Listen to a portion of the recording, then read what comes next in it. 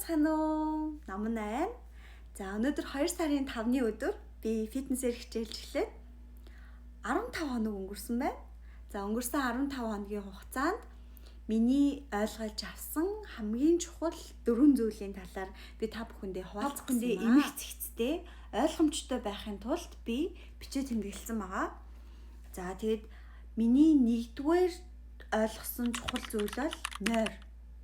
За нойрыг хүн унтаж амарч ах хугацаанд булчин өсөж томорж идэм байх, өсөж идэг юм байна. Тийм болохоор нойр бол нэгдүгээр чухал зүйл. За нойр дутуу байх юм бол тухайн өдрийн бэлтгэл үнэхээр бэлтгэл хийх урам зориг байхгүй, бие сувилтаатай, бие ядарсан мэдрэмж төрөөд тэгээ даадаг байсан чи ингээд даахгүй болоод үнэхээр хэцүү болдог.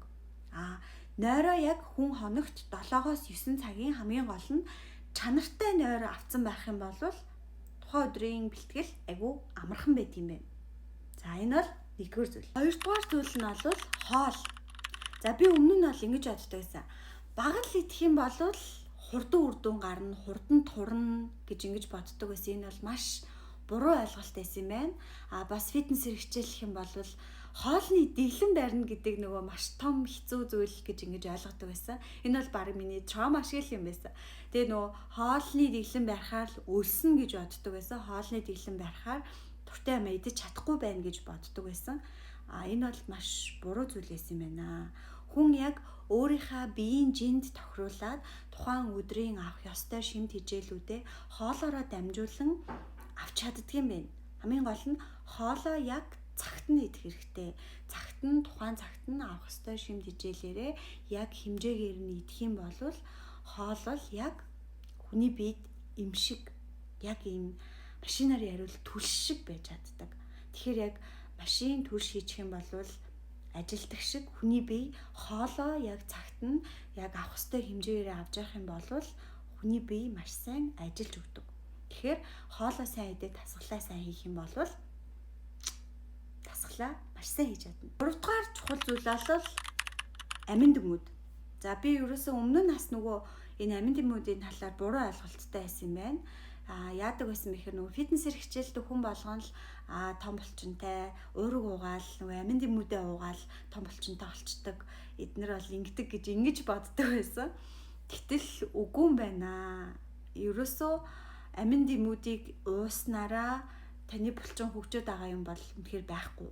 Ерөөсөө энэ бол нэг юм гинжин холбоо шиг. Ерөөсөө таны нойр бүтэн байх хэрэгтэй, хоолой цагт нь идэх хэрэгтэй, дээрэс нь амин дэмүүдээ уух хэрэгтэй, тэгээд бэлтгэлээ маш сайн хийх хэрэгтэй. Тэгжиж таны булчин хөгжөж, тэгжиж энэ бүхэн ингэж үүсдэг. Аль нэг нь дутагдах, аль нэг нь байхгүй болвол эднэр ингэж аль нэг ингээд баланс нь алдагдаад ингээд болохгүй болдог.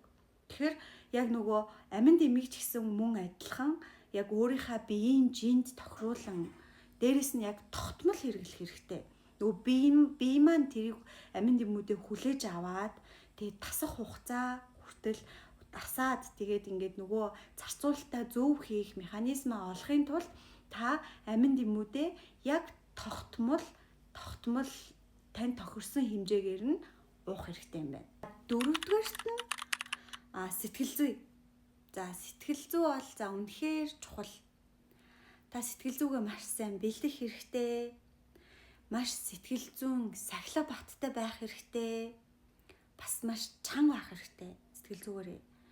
За би ингээд 15 хоног сая бэлтгэл хийхдээ үнэхээр шантарсан, бас яг ингээл ямар ч урам зориггүй байсан, үнэхээр очимооргүй байсан өдрүүд бас байсан. Гэхдээ энэ сэтгэл зүгээ давж туулаад яг фитнес дээр очиод бэлтгэлээ хийгээд дууссаны дараа л яг нэг тийм ялсан мэдрэмж авдаг. Яг нэг юм юмд ингээ ялсан, бүр яг ингээд өөрөөрөө бахархсан ийм нэг юм мэдрэмж авдаг. Тэгэхээр энэ сэтгэл зүг ингэж олж авч тэг маш сахилга баттайгаар бэлтгэлээ хийх хэрэгтэй.